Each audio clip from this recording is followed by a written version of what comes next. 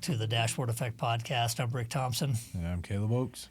Caleb, we're going to continue our discussion from the last episode around getting ready for AI, generative AI analytics. And last time we talked about consolidation of data and creating a semantic model or semantic layer for providing access, first of all, pulling data together and then providing access to that data that humans and various tools, including AI, can understand.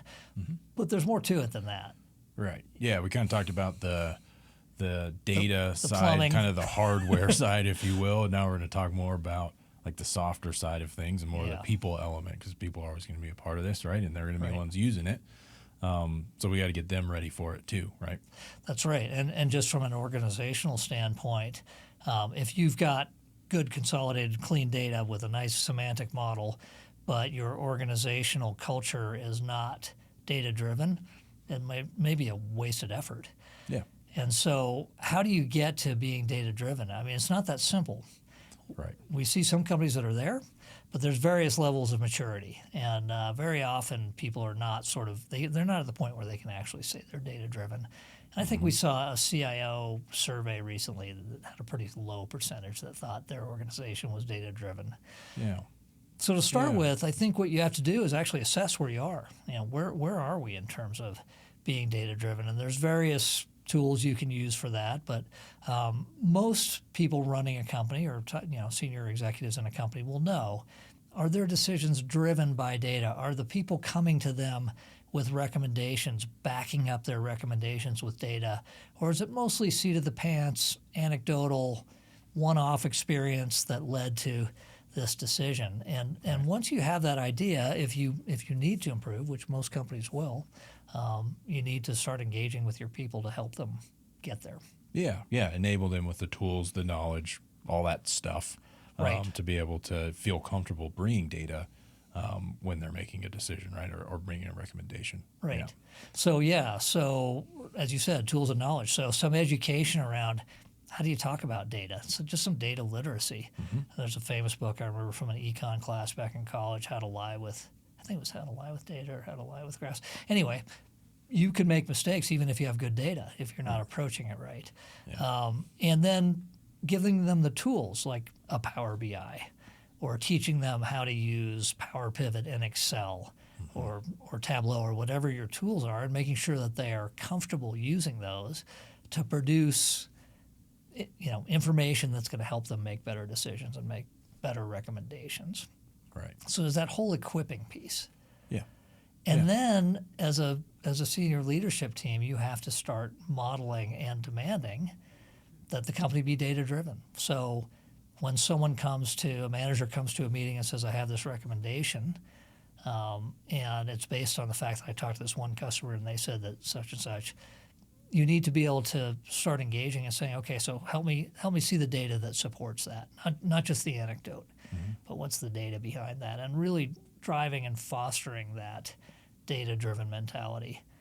Easier to say than do, I think. Yeah, for sure. I mean, it's easy to just rely on intuition. I also think that, just simple things like if you're not bringing data or like a dashboard or report to a meeting already, it's not part of your regularly scheduled meeting agendas, make it one, and then everything you said, you're just starting somewhere. Put some reports up on TVs around the office or on your company intranet, like stuff like that. Right. Get people used to seeing it and used to looking at it, used to really relying on it, and then, it'll start becoming natural and people will actually feel weird not having it if they're making a decision. Right. That's good. Yeah, I like all those. And then along with that softer component, you still have to take that consolidated and modeled data and start figuring out, all right, what do we care about in here? Mm-hmm. And figuring out what are the business goals, what are the most important business goals, and what are the KPIs and sets of data that support those, and then start developing that. And that's harder than it seems too. Yeah. I mean, you have to define what those, you go sit down and prioritize. That's a challenge in its own.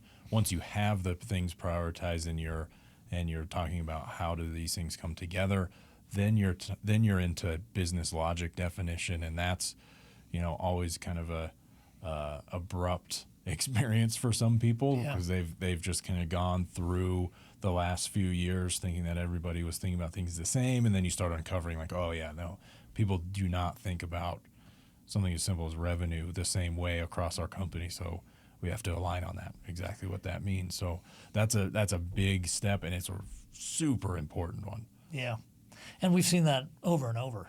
We'll end up in a meeting with the finance department and the sales department, and they think of revenue completely differently. Right. And so, finance will say, okay, we got this great report we just built, and here's the numbers, and sales will say it's wrong, or vice versa. Yeah, right, exactly. And so you have to sort that out because you're going to want your systems to be speaking a single version of the truth, or people won't trust the data. Right.